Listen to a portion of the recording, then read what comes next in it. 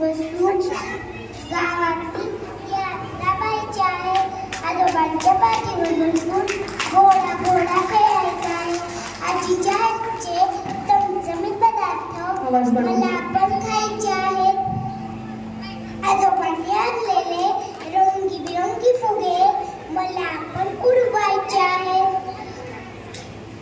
रात्री देवासमोर म्हटली जाणारी शुभम करोती मला पण म्हणायची आहे.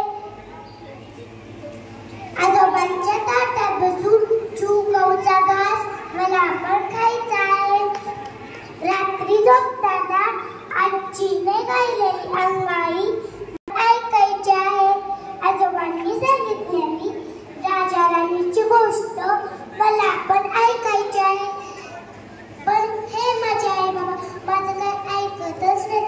मला त्यांच्याशी बोलूच देत नाही. पण त्यांच्या एवढे लक्षात येत नाही की ते सुद्धा एक दिवस म्हातारे होणारच आहेत ना. त्यांच्याशी नाही ना. म्हणूनच म्हणते आपल्या घराचा मजबूत पाया असणारे आपले आजी आजोबा त्यांना खूप खूप जपा, खूप खूप प्रेम करा.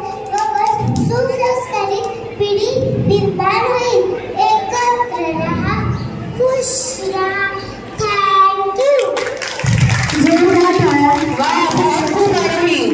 कितना सुंदर